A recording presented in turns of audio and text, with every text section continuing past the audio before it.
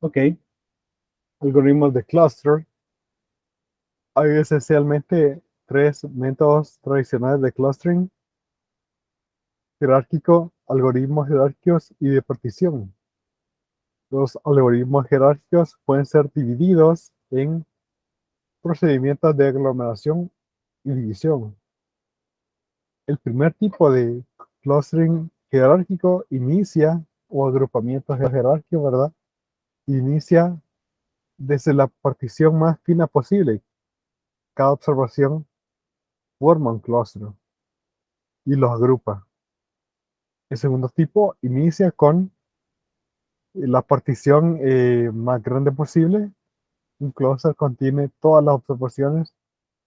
Se procede a cortar el único clúster en clústeres de tamaño más pequeños.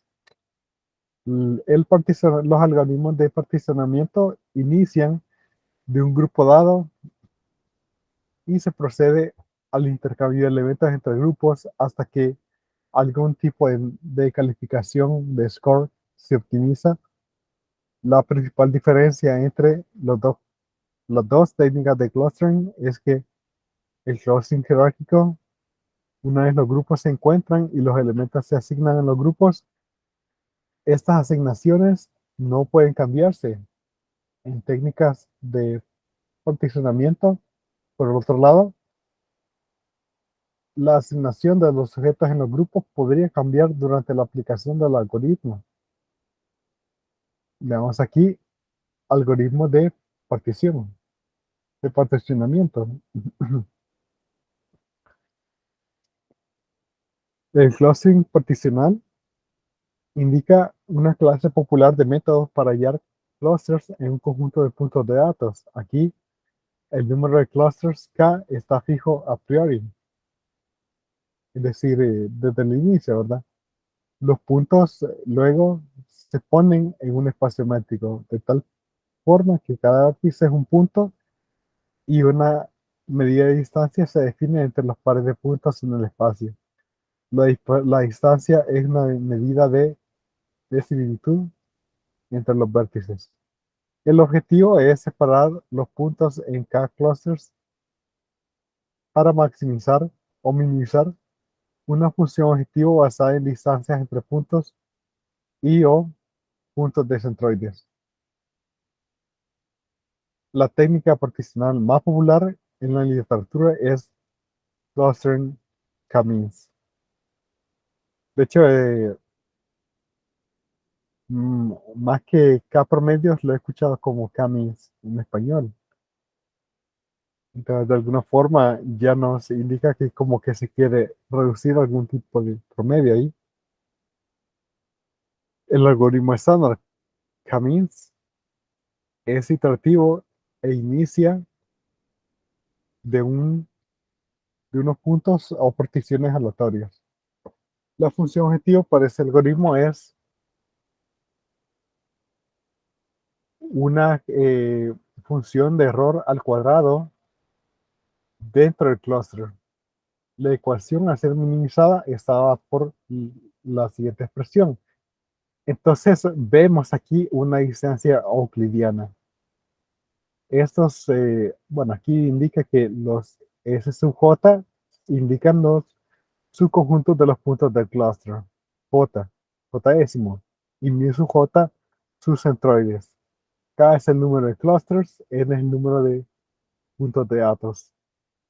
Entonces, esa suma realmente nos indica el total de las distancias eh, de la suma, bueno, de la suma de los cuadrados de las distancias. Para cada clúster se ve su centroide. Se calcula la distancia de cada punto de ese centroide dentro de ese clúster. Esas distancias, el cuadrado de esas distancias se suman. Y así para cada clúster. Esto es básicamente lo que representa ese sombrero. Entonces, para cada clúster, sumo el cuadrado de las distancias de los puntos dentro de ese clúster a su centroide. El problema Canis puede ser simplemente resuelto con el algoritmo Loyal. La solución que se encuentra no puede ser óptima, podría no ser óptima y depende fuertemente en la excogitación inicial de los centroides. El resultado se puede mejorar al desarrollar más corridas iniciando de condiciones iniciales diferentes y escoger la solución que da el menor valor de la distancia total intracluster. Otros métodos indican escoger mejores centroides iniciales. Son Camis más, Camis inteligente y Camis genético. Aquí hay tres algoritmos más que, bueno, creo que no se comentan en este capítulo. Bueno, entonces básicamente, ¿qué se está haciendo aquí?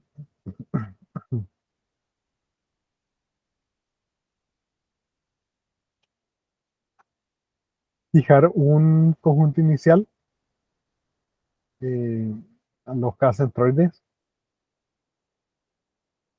asignar esta distancia, el argumento de la minimización de los puntos de los centroides. Luego, XJ pertenece al clúster J sombreros V, resultando en una nueva partición. Ok, entonces ya tenemos los J centroides, los K centroides. Para cada punto nosotros vemos es el punto que está más cercano, eh, bueno, al centroide que está más cercano se le asigna a ese grupo. Básicamente se está haciendo acá.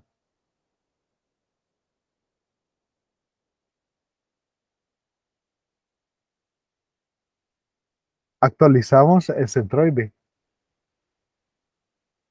asignamos, actualizamos y seguimos hasta que todos los puntos tengan una asignación.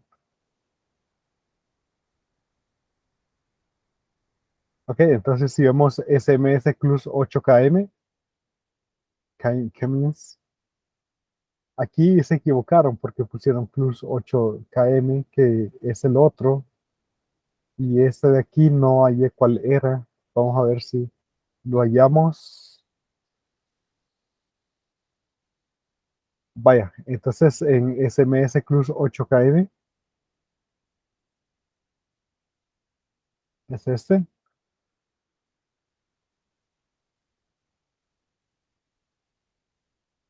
Mm, No, este no es.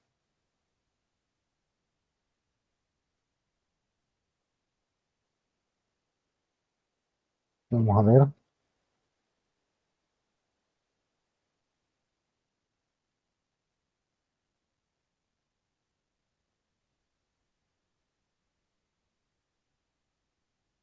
Ok, aquí está.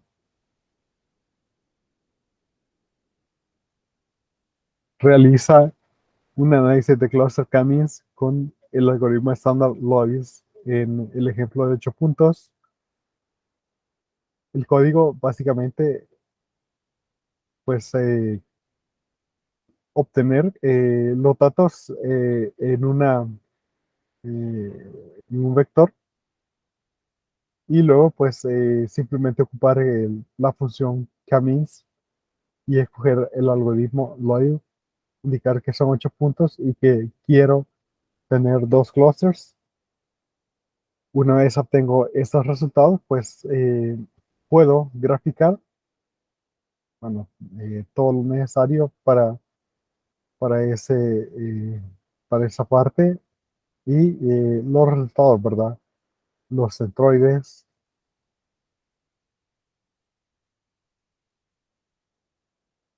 el centroide de un clúster y sus puntos y el centroide del otro punto y sus puntos.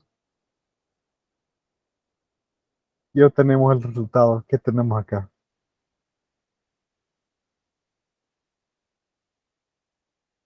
Luego en este caso, K-medians en vez de ocupar,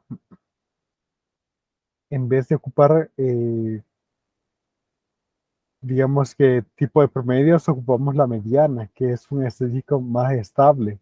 Y en vez de ocupar la distancia euclidiana, ocupamos la distancia Manhattan, pero la distancia Manhattan simplemente es la suma de las diferencias de las componentes, es decir, la suma de los valores absolutos de las diferencias de las restas, ¿verdad? Entonces tenemos un tipo de clustering un poco más interesante. Bueno, distinto, no distinto. No es que sea más interesante. Entonces, K-medians, la primera figura donde demuestra una partición en dos clusters de 8 puntos realizados por el método K-means con el algoritmo de Standard-Lloyd. Algunas particiones populares, otras particiones o métodos de partición populares son las siguientes. K-medoids. Para cada clúster J, uno define el punto de referencia, composición XJ, el que está más localizado centralmente en el clúster Medoid. Por lo tanto, la diferencia entre K-means y K-medoids es que K-means puede seleccionar K centroides virtuales. Para K-medoids, centroides deben ser K representativos de objetos reales. Y ya da el 13.3 acá.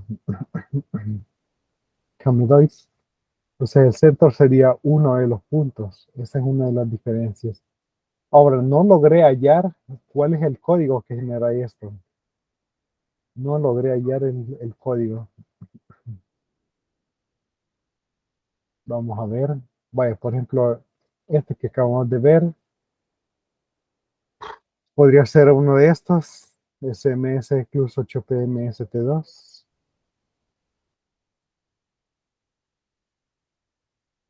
Estos están nombrados igual. Camedois.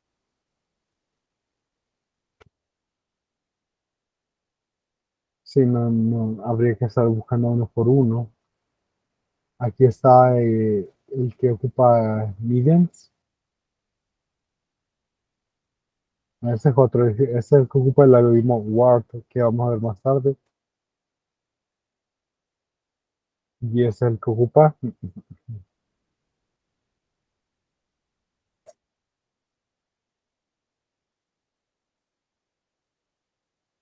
Vamos a ver. A ver si desarrolla análisis de clúster por 8 puntos.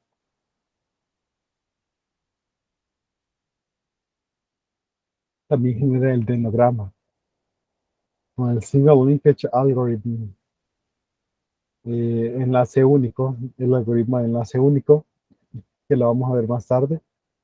Bueno, realmente no estoy muy seguro entonces para esta de arriba, es esta primero, que está acá.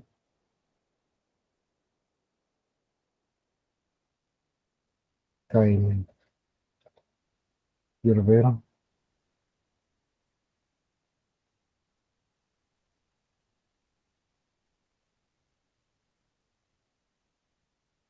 Ok, Camillas,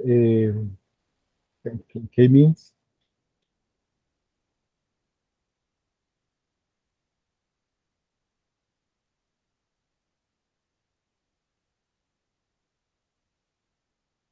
Vamos a ver qué dice 8P, D, ¿cuál nos lleva? Utiliza este single linkage method.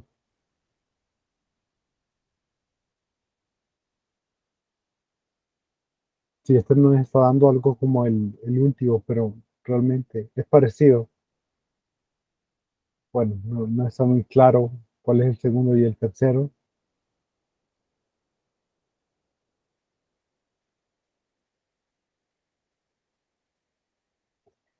Chameleon, perdón, Camel es el siguiente. Camedavis ya lo comenté. Y aquí la diferencia es que uno de los puntos es el centroide. Camel es una extensión para manejar datos categóricos al reemplazar el promedio con el clúster con módulos. Chameleon, el algoritmo fue desarrollado para lograr superar el problema de K-means, su sensitividad a los datos atípicos, ya que el promedio empírico fácilmente se influencia por extremos. Ciertamente, ¿verdad? Sabemos que la mediana es una estadística más estable. Si hay un dato típico con una magnitud muy grande, pues cambia considerablemente el promedio. En vez de calcular el promedio para cada clúster para determinar su centroide, uno calcula la mediana con respecto a las coordenadas. La función, y aquí está la mediana, ¿verdad? La función objetivo utiliza la distancia Manhattan en vez de la distancia euclidia, es decir, la suma de las distancias de cada punto al centroide. En este caso se calcula por la mediana. Muy parecido al anterior, pero vemos valor absoluto en vez de norma al cuadrado, que es lo que ocupaba el anterior. La función objetivo utiliza la distancia Manhattan en vez de el cuadrado de la distancia euclidia y por lo tanto se puede reformular este algoritmo como sigue. Y realmente eso es todo lo que habría que cambiar para el algoritmo. Otra técnica popular similar a K-means clustering es K-means difuso. De hecho, hay un trabajo de graduación respecto a este tema que estoy desarrollando ahorita. Básicamente, en vez de indicar si un punto pertenece o no a un clúster, lo que se hace es tener una función de distribución que nos indica la probabilidad de que ese punto pertenezca o no al clúster. Por ejemplo, si solamente hay dos clústeres, podríamos indicar que el resultado de nuestro análisis puede indicar que un punto X, por decirlo así, puede tener un 20% de probabilidad de estar en el clúster A y un 80% de probabilidad de estar en el clúster B. Las aplicaciones de este método de clusterización son bastante populares.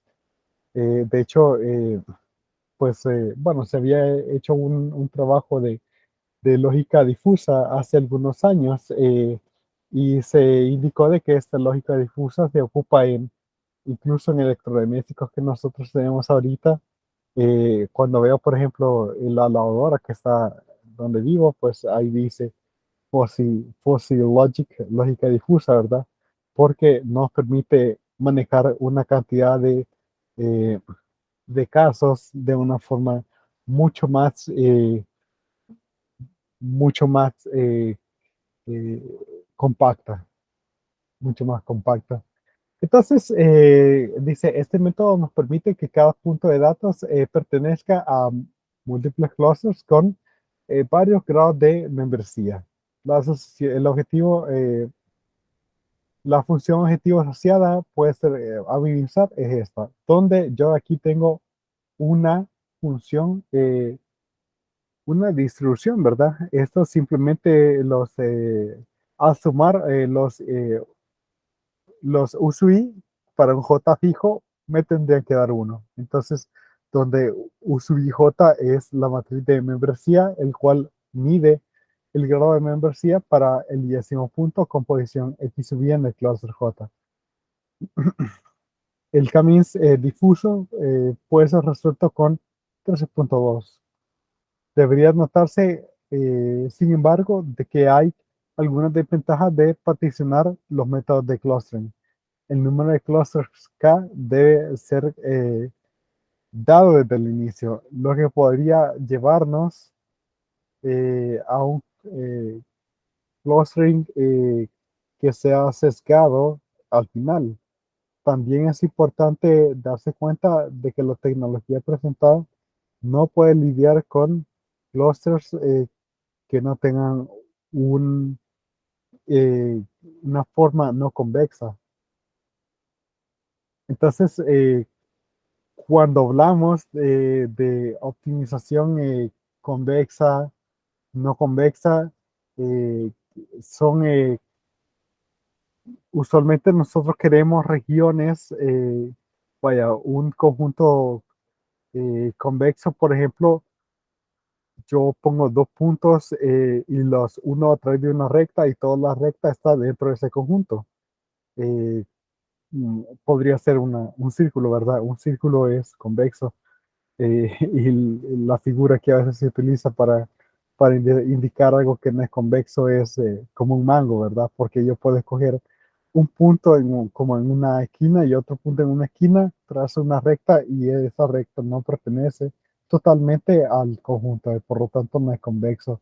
Entonces, en optimización puede ser muy importante saber si la región sobre la que estoy trabajando es convexa o no. Es más complejo trabajar si no es convexo.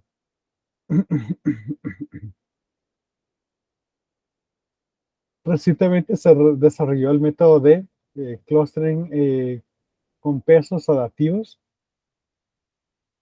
las cuales se acerquen al espíritu del clustering difuso que nos permite superar las limitaciones mencionadas de los métodos de partición, algoritmos jerárquicos y técnicas aglomerativas. Algoritmos aglomerativos se usan muy frecuentemente en la práctica. Los algoritmos consisten de los siguientes pasos. Aquí está el algoritmo jerárquico para la técnica aglomerativa. Construir la partición más fina, es decir, que cada punto sea su propio cluster. Calcular la matriz de distancia D. Luego repetir lo siguiente, encontrar los dos clusters con la distancia más cercana, poner esos dos clusters en uno solo, calcular la distancia entre los nuevos grupos y obtener una matriz de distancia reducida D, hasta que todos los clusters están aglomerados en X. Si los dos objetos o grupos, digamos P y Q, están unidos, uno calcula la distancia entre ese nuevo grupo P más Q y el grupo R utilizando la siguiente función de distancia. Entonces la distancia de R y esos dos que se van a unir, P más Q, bueno, la distancia de R a P a Q y la distancia interna de P a Q. Y a eso le vamos a sumar la distancia de R a P, pero le quitamos la distancia de R a Q en magnitud, ¿verdad? Y la fijamos con estos pesos. Dependiendo de estos pesos, así será nuestro método. Los delta sub j son un factor de peso que nos dan algoritmos aglomerativos distintos como descritos en la siguiente tabla. NP es la cantidad de puntos que hay en P. Los valores de NQ y NR se definen de forma análoga para la mayoría, eh, para los enlaces.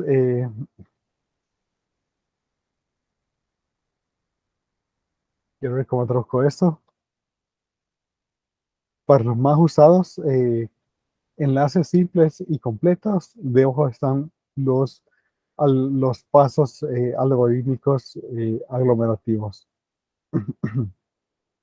Cálculo de las distancias de los grupos. Entonces vemos estos parámetros, ¿verdad? Delta 1, delta 2, delta 3, delta 4. Pues si utilizamos enlace único, lambda 1 igual a lambda 2 igual a un medio, y lambda 3 igual a 0 y lambda 4 igual a menos un medio. Enlace completo, pues pareció al anterior, pero lambda 4 es signo opuesto. Eh, Enlace promedio sin pesos, eh, lambda 1 y lambda 2 iguales a anteriormente, pero los otros ceros. Y tenemos aquí para los enlaces promedios con sus pesos, centroide, mediana y el método Ward. Ahí estarían pues los pesos para cada uno de esos. Algoritmos jerárquicos modificados, técnicas elaborativas. Uno, construir la partición más fina. Dos, calcular la matriz de distancias D.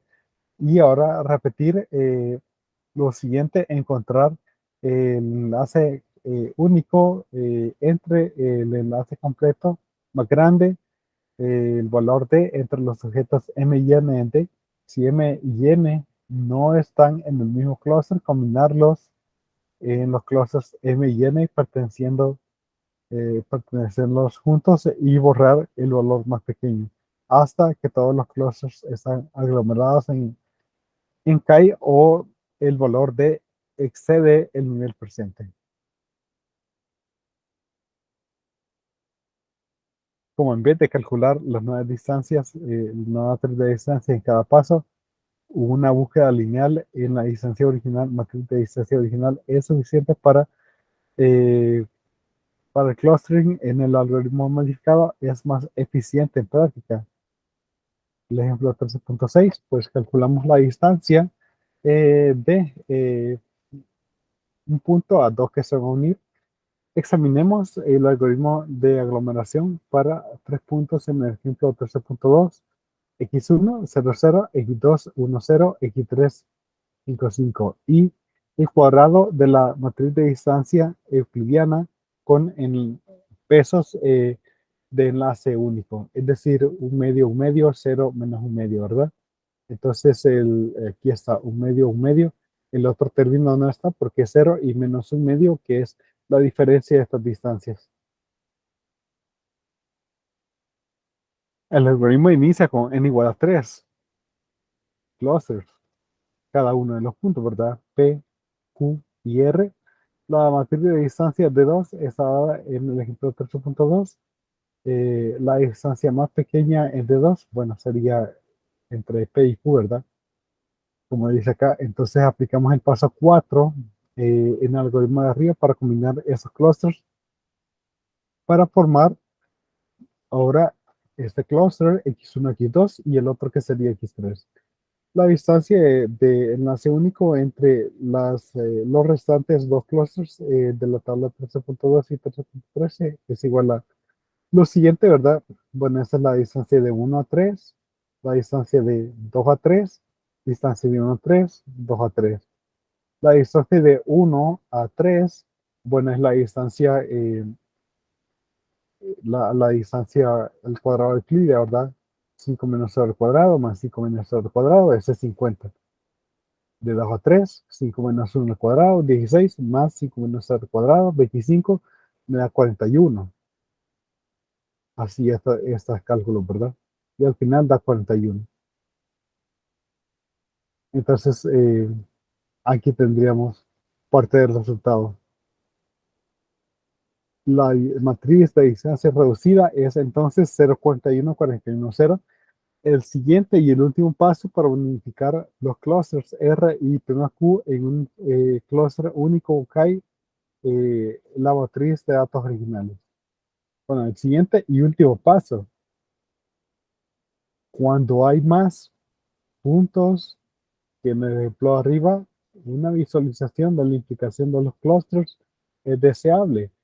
Una representación gráfica de la secuencia de clustering se llama dendrograma. Este muestra las observaciones, la secuencia de clusters y las distancias entre los clusters. El eje vertical nos muestra los índices de los puntos, mientras que el eje horizontal nos da la distancia entre los clusters. Distancias largas indican clustering de grupos homogéneos. Así, y escogemos cortar a 3 a un nivel deseado, las ramas describen los clústeres correspondientes. Aquí describimos en el ejemplo 13.7, ¿verdad? El algoritmo de enlace único para 8 puntos de datos mostrados en la figura 13.4. La matriz de distancias, norma cuadrada L2, son las siguientes. Y el dendrograma se muestra a continuación. Si decimos cortar a 3, al nivel 10, estos clusters están definidos como 1, 2, 3, 4, 5, 6, 7, 8. Entonces aquí están, ¿verdad? Si decidimos cortar a 10, por ejemplo, tenemos 3 clusters, 1, 2, 3, 4, 5, 6, 7, 8.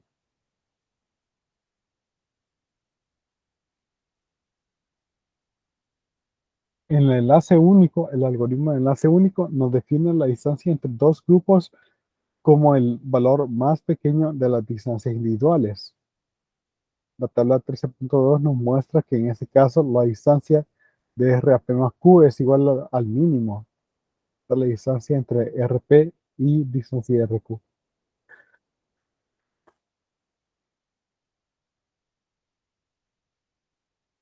Me parece que eso se podría demostrar matemáticamente, pero quizá imagino yo que ha de ser parte de los ejercicios al final. El algoritmo también se llama algoritmo de eh, vecino más cercano. Como una consecuencia de esa construcción, el enlace único tiende a construir grandes grupos.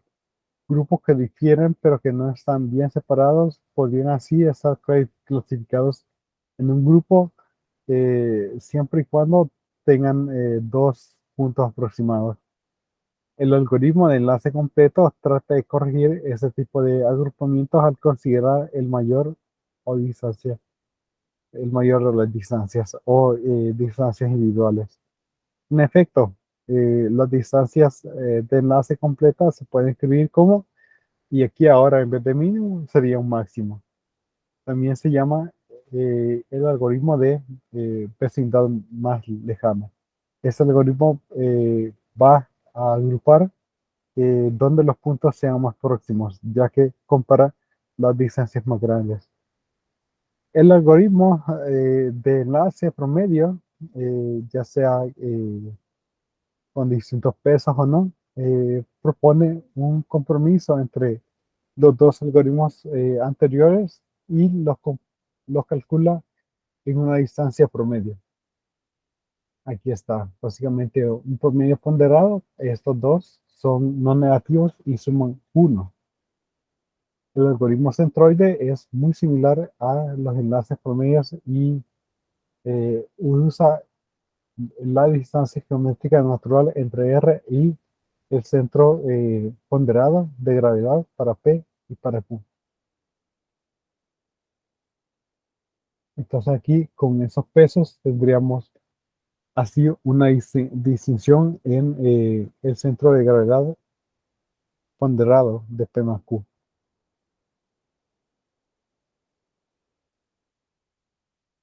Después, el algoritmo de clustering de Ward calcula las distancias entre los grupos según la fórmula en 13.2. La diferencia principal entre este algoritmo y los procedimientos de enlace es el procedimiento de unificación. El algoritmo de Ward no pone juntas los grupos con distancia más pequeña. En vez, junta los grupos que no incrementan una medida de heterogeneidad demasiado. El objetivo del procedimiento de Ward es unificar grupos tales que la variación dentro de esos grupos no incremente drásticamente. Los grupos resultantes son tan homogéneos como sea posible. La heterogeneidad del grupo R está medida por la inercia dentro del grupo. Esta inercia se define de la siguiente forma: I sub R igual a 1 entre M sub R, sumatoria del cuadrado de las distancias de X sub I a X R barra, donde XR barra es el centro de gravedad promedio sobre los grupos, y sub R claramente provee una medida escalar de la dispersión de los grupos alrededor de su centro de gravedad. Si la distancia euclidiana usual es utilizada, entonces I sub R representa la suma de la varianza de P componentes de X sub I dentro del grupo R. Cuando dos objetos o grupos P y Q se juntan, el nuevo grupo P más Q tiene una inercia más grande y su P más Q. Se puede mostrar que el incremento correspondiente de inercia está dado por delta sub P, Q igual a N sub P por N sub Q entre N sub P más N sub Q por el cuadrado de la distancia de P a Q. En este caso, el algoritmo de Ward se define como un algoritmo que junta los grupos que dan el menor incremento en delta de P de Q. Es fácil probar cuando P y Q se juntan, entonces el nuevo valor de criterio está dado por 1313 junto con los valores de delta sub I, todos en la tabla 13.2. Cuando las fórmulas de los centroides se utilizan para modificar el corredor de la distancia de R a R más Q, por lo que el algoritmo de Ward está relacionado al algoritmo del centroide, pero con una distancia inercial delta en vez de una geométrica de cuadrado. Entonces, cuando nosotros utilizamos componentes principales, nosotros podemos hacer un análisis de clusters para poder ver, en este caso, de las billetes, ¿verdad? Verdaderos y falsos. En este caso, sí podríamos ver, aquí sí está claramente diferenciado, ¿verdad? Habíamos visto que los primeros son los reales y los otros son los falsos, ¿verdad? Entonces, vemos los dos clusters ahí cómo se generan. Nuestros algoritmos deberían ser capaces de detectar ese detalle. Como se indicó entre estos dos, todos los algoritmos arriba pueden ser ajustados por la excogitación de la métrica A definida por la distancia geométrica d cuadrada. Si los resultados de un algoritmo de clustering son ilustrados como una representación gráfica de individuos en espacios de baja dimensión, utilizando componentes principales normalizadas o no, o utilizando un análisis de correspondencia para tablas de contingencia, es importante ser coherentes en la escogitación de la métrica usada. 13.8. Como un ejemplo, aleatoriamente escogemos 20 observaciones de los billetes y aplicamos la técnica de Ward utilizando las distancias euclidianas. La figura 13.7 nos muestra las primeras dos componentes principales de esos datos. 13.8 nos muestra el dendrograma.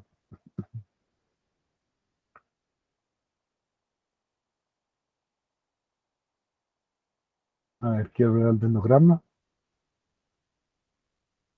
Entonces, al final sí lo dividió en dos clusters. Todos los que están en un cluster, bueno, realmente dos falsos se colaron en el clúster que mayoritariamente son los reales. En el otro todos son falsos. En el otro todos son falsos. De aquí, del 129 para la izquierda, en este caso, en un clúster se fueron dos falsos. Sin embargo, pues no es que haya sido tan pésima la separación. De alguna forma se hizo una separación óptima. Bueno, veamos el 13.9. Considere los gastos de la comunidad francesa. Como en el capítulo 11, utilizamos los datos estandarizados, los cuales son equivalentes a A igual a la diagonal de los inversos de las varianzas de las siete variables, como la matriz de pesos en la norma L2. Componentes principales normalizadas, su gráfico de los individuales se muestran en 11.7. Las distancias euclidianas, por supuesto, nos dan, están dadas por 13.6.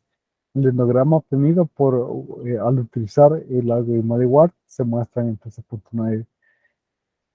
Si el objetivo fuera tener subgrupos, como se puede ver en 13.9, ellos serían CA2, CA3, CA4, CA5 y M5. Y el otro sería MA2, MA3, MA4, MA5, EM2, EM3 y EM4.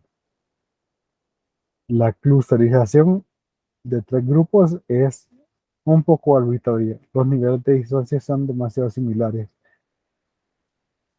Si estamos interesados en cuatro grupos, deberíamos obtener CA2, CA3, CA4, M2, MA2, EM3, MA3, M4, MA4 y MA5 y EM5, CA5.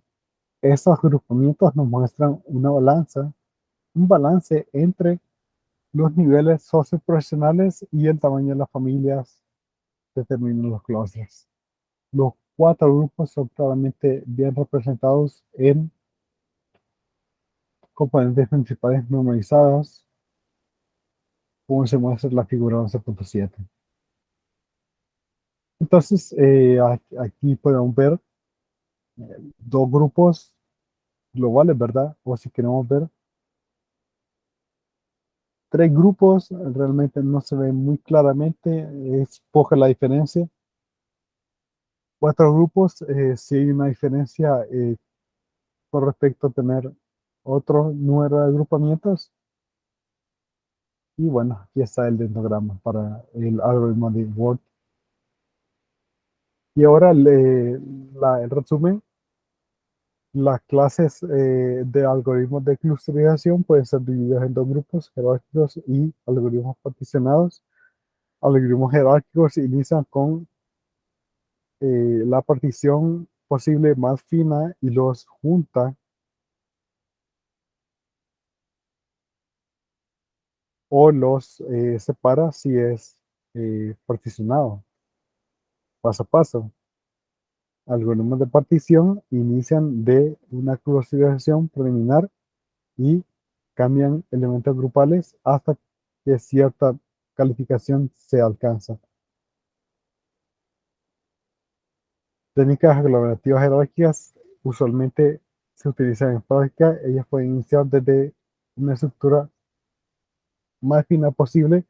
Cada punto de datos forma un cluster, calcular la distancia, la matriz de distancia de los clusters y unir esos clusters que tienen la distancia más pequeña. Este paso se repite hasta que todos los puntos están unidos en un cluster. Y realmente, pues, graficarlos con componentes principales nos puede ayudar a visualizar la clusterización, porque si son datos multivariados, pues no podemos verlo, por ejemplo, en 7 dimensiones, por ejemplo, ciertamente. El procedimiento aglomerativo depende de la definición de la distancia entre los clusters, enlace único, enlace completo y distancia igual, y frecuentemente utilizan distancias. Los procesos de unificación de clusters pueden ser gráficamente representados por un endograma. Bueno, y ahí ya está el 13.3. Ese era el objetivo de hoy.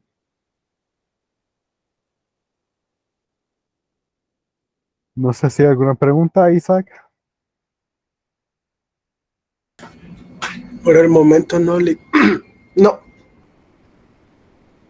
Ok, bueno, entonces nos quedamos con 3 secciones más para el jueves. Espero que podamos completarla el jueves y así ya la siguiente semana ya podemos hacer el parcial.